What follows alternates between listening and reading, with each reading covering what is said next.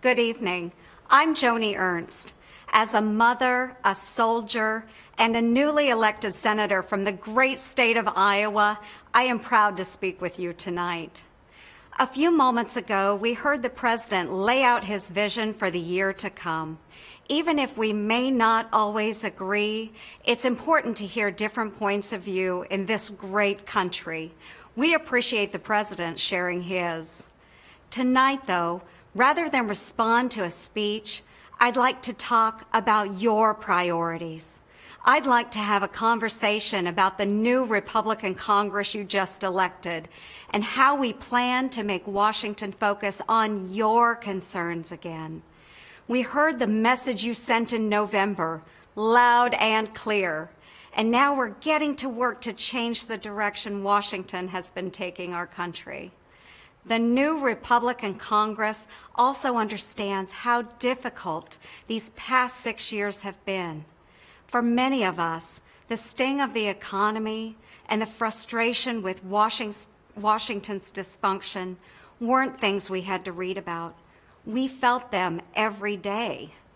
We felt them in Red Oak, the little town in southwestern Iowa where I grew up and am still proud to call home today. As a young girl, I plowed the fields of our family farm. I worked construction with my dad. To save for college, I worked the morning biscuit line at Hardee's. We were raised to live simply, not to waste. It was a lesson my mother taught me every rainy morning. You see, growing up, I had only one good pair of shoes. So on rainy school days, my mom would slip plastic bread bags over them to keep them dry.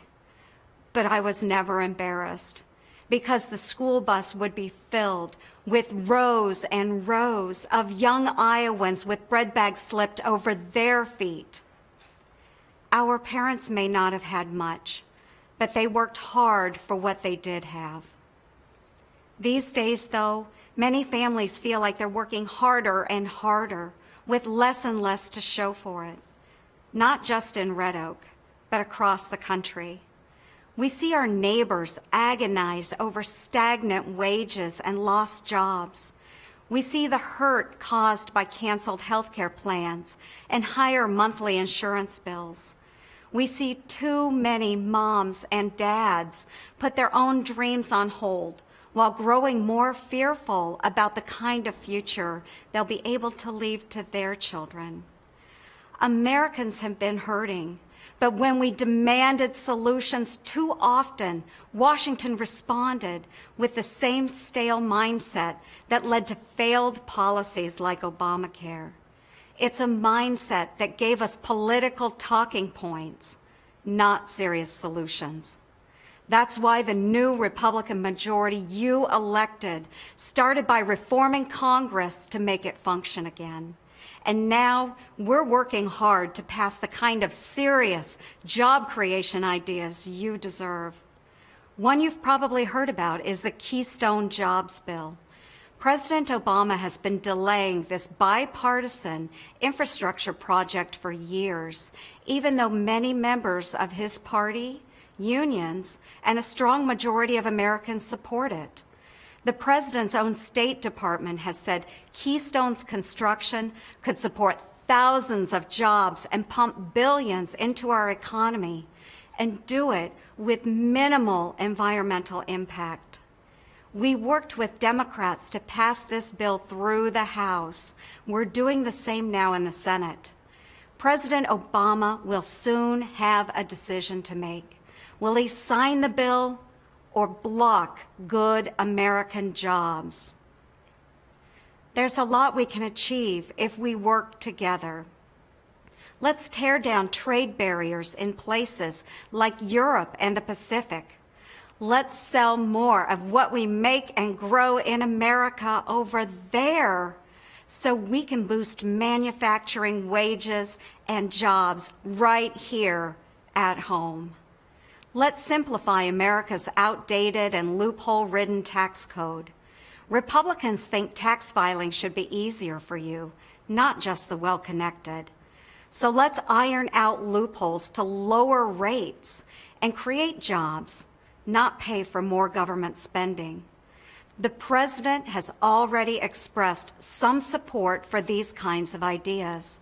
We're calling on him now to cooperate to pass them.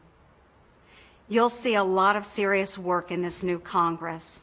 Some of it will occur where I stand tonight, in the Armed Services Committee room.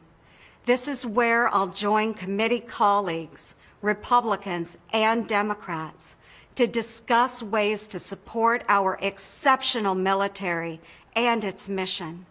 This is where we'll debate strategies to confront terrorism and the threats posed by Al-Qaeda, ISIL, and those radicalized by them. We know threats like these can't just be wished away.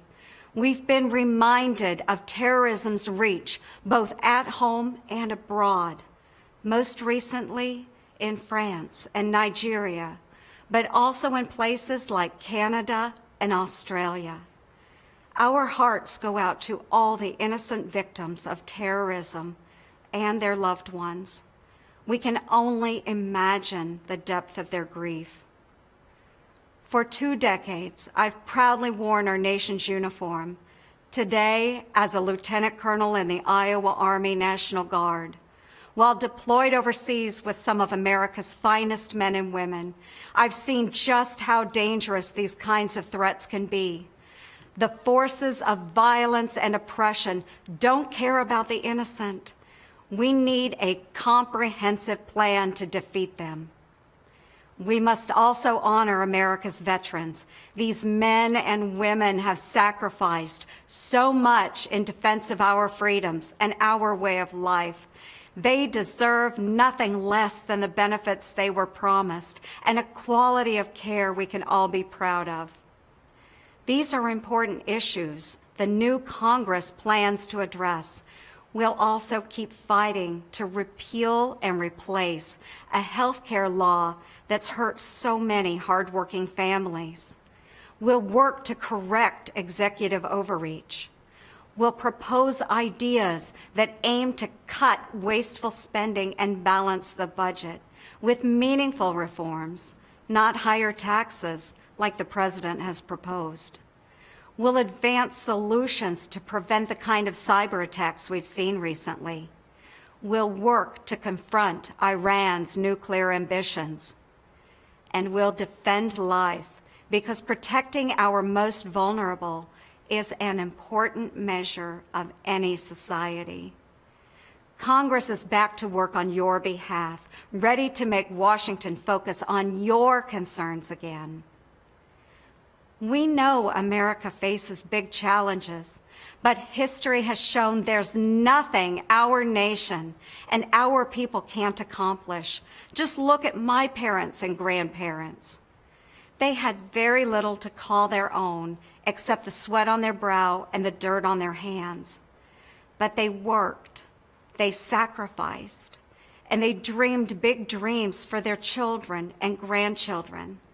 And because they did, an ordinary Iowan like me has had some truly extraordinary opportunities because they showed me that you don't need to come from wealth or privilege to make a difference. You just need the freedom to dream big and a whole lot of hard work. The new Republican Congress you elected is working to make Washington understand that too. And with a little cooperation from the President, we can get Washington working again. Thank you for allowing me to speak with you tonight. May God bless this great country of ours, the brave Americans serving in uniform on our behalf, and you, the hardworking men and women who make the United States of America the greatest nation the world has ever known.